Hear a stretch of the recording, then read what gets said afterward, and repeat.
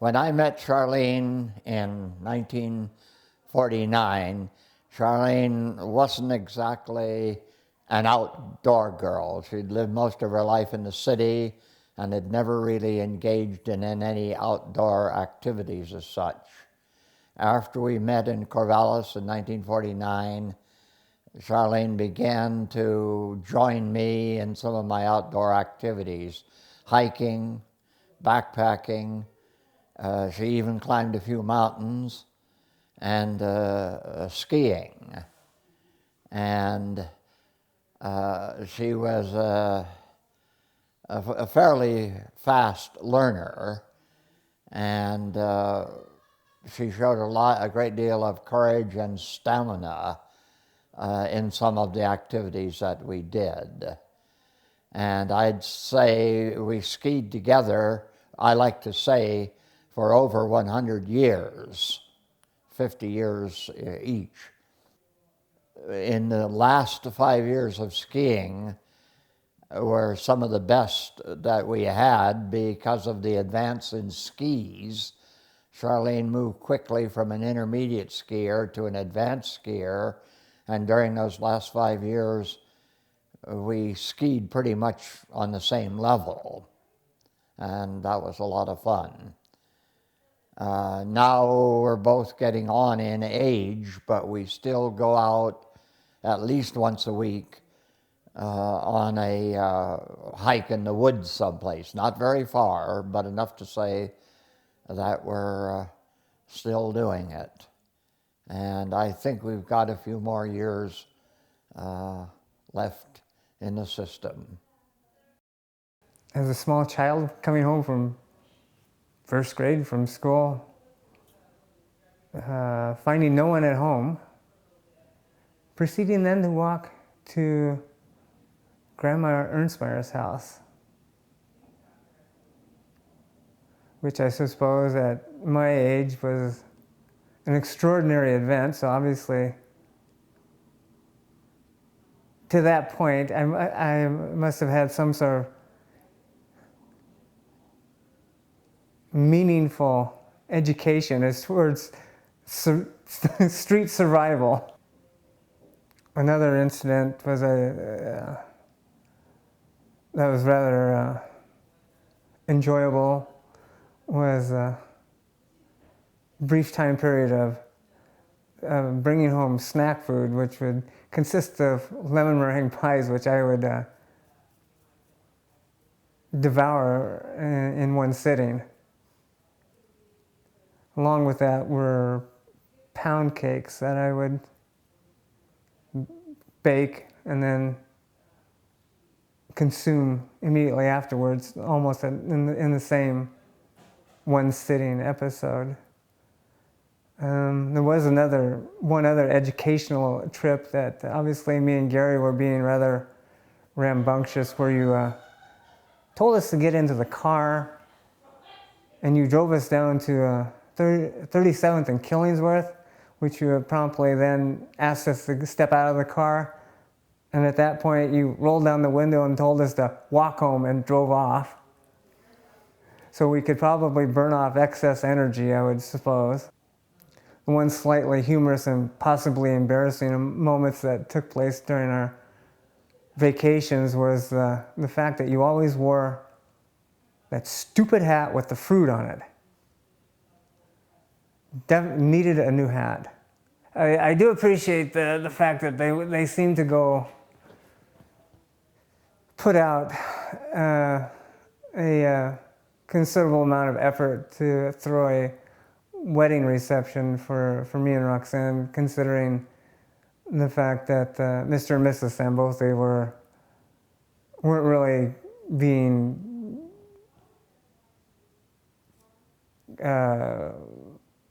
gracious about the whole situation.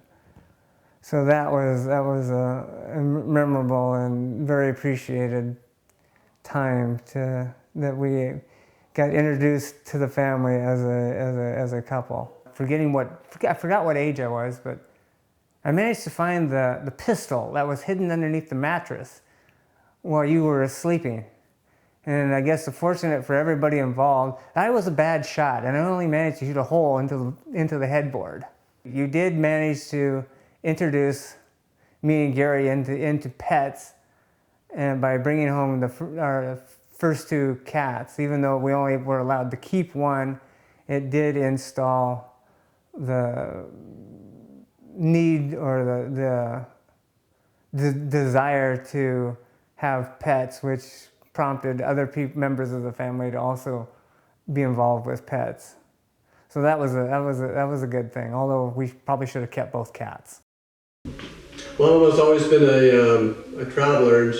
And later life she did a lot of traveling with some of her friends to, overseas, to Nepal and so forth. But one of our first travel trips that she went without Dad that I remember, she took Leslie and I to Washington, D.C.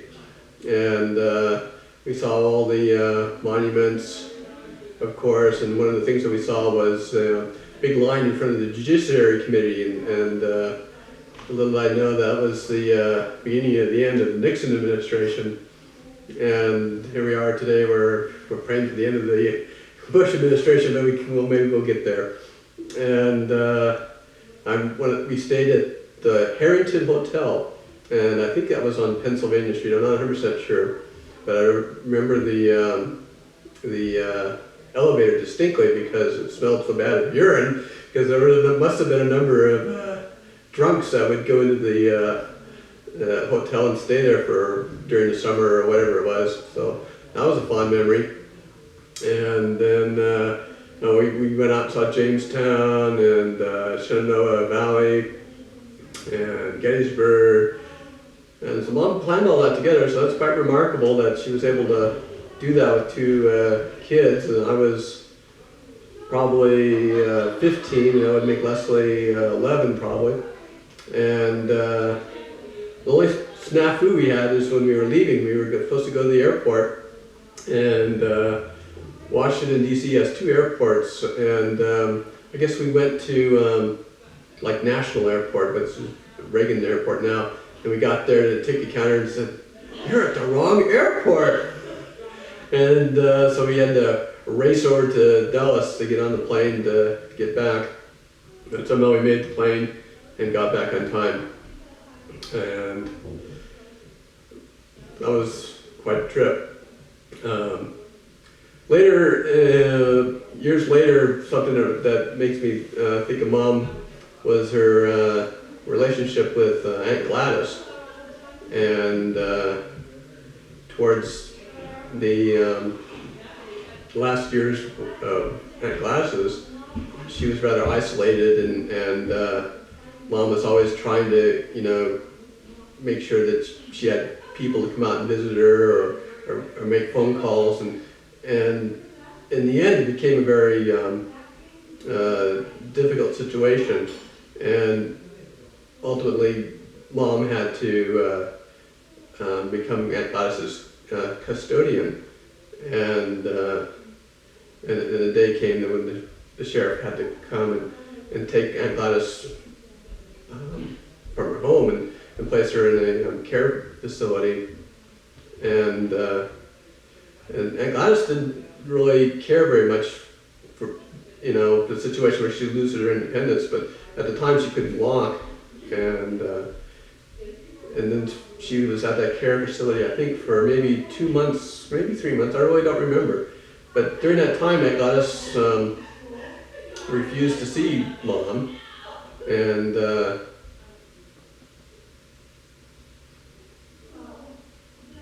it must have been very hard for Mom not to be able to see her sister in her last days. I guess Mom always had people's best, whatever they said she respected it. Another time with Gladys, we were, I think Leslie was and Blair, we were going to look some property at Devil's Lake, and Mom was with us, and Gladys was driving her car, and we were following a real estate woman, and all of a sudden we were on some gravel road in the hills on the coast, And also this other car comes up behind us, and we're like sandwiched in between two cars. And Gladys says, "This is it!" And she pulls out her gun from under her vest, and she's starting to check the bullets in the chamber. She's figuring that this is an ambush.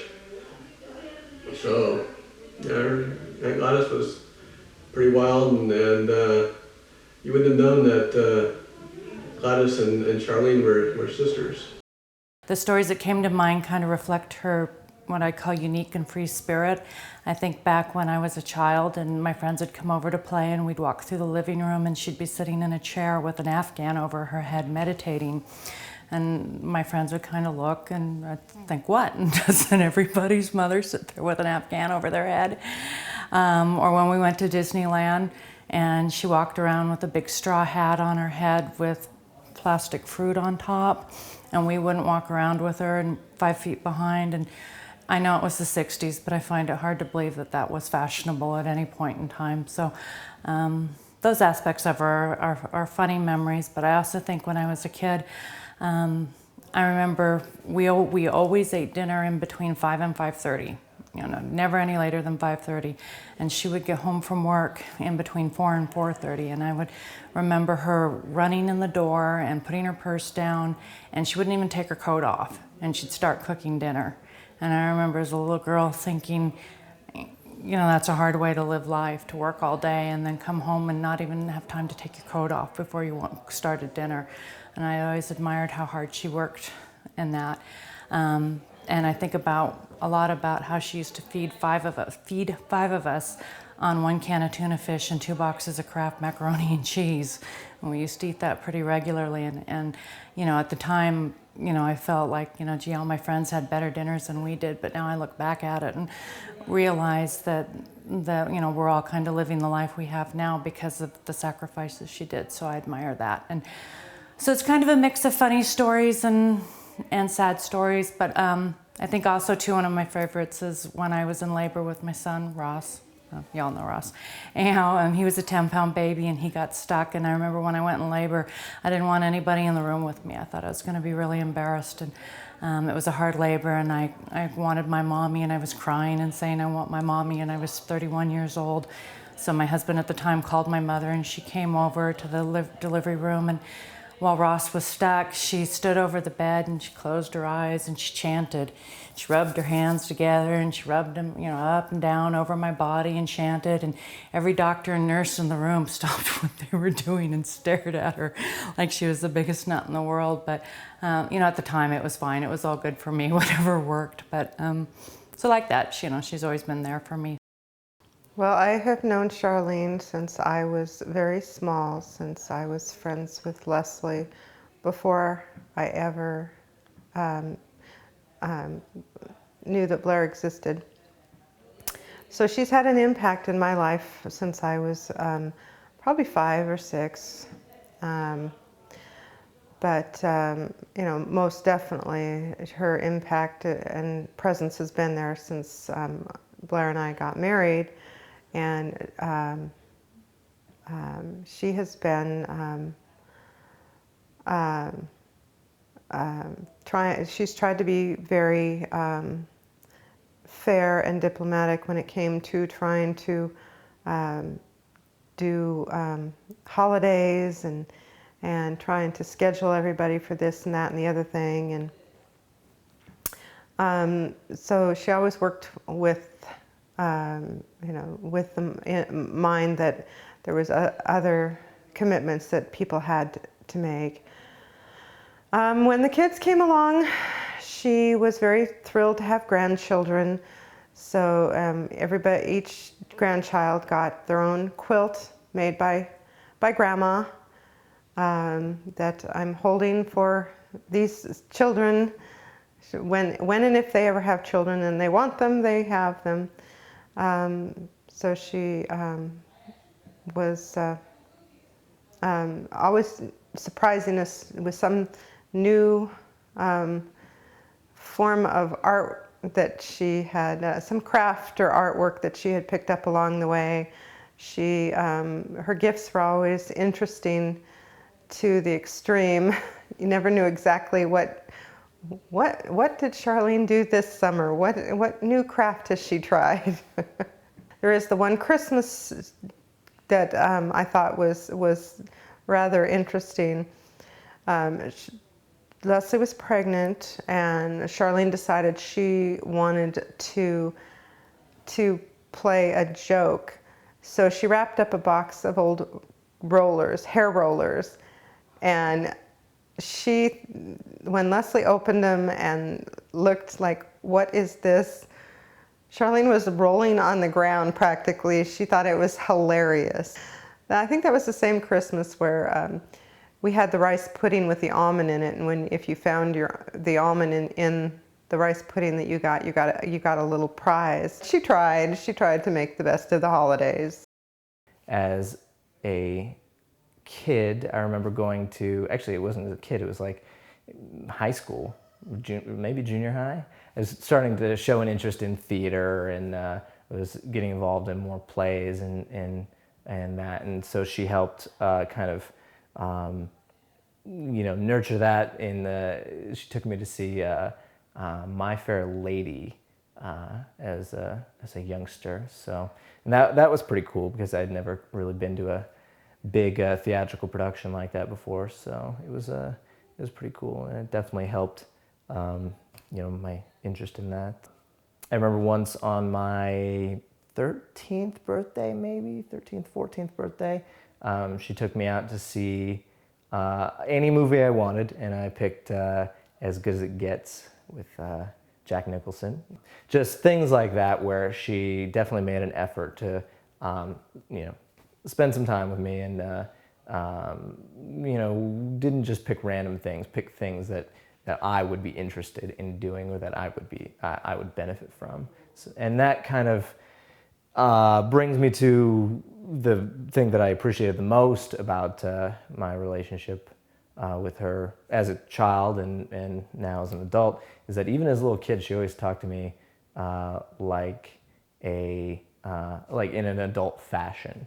I remember being a kid, 10, 12, 13, and having theological conversations with her, and political conversations, and we would go for hikes or go skiing or whatever, and conversations about the environment and the world around us and things like that. And I think that had a good impact on me, and it was a real positive experience just to be able to talk to an adult that wasn't my parents, that on that level. So really appreciated that. One of the things that I think about most when I think about times with Grandma is when we went down to the aquarium to go see the whale while it was still here. That would be Keiko, the killer whale. That was some fun, good times, and it was interesting to go see the whale. Christmas shopping, we did that for a couple of years, where we would go and spend the night at their house, grandparents' house, and then the next morning we would go out and spend our set limit at wherever we wanted to go, and we would spend most of the day doing that. So that's a good memory.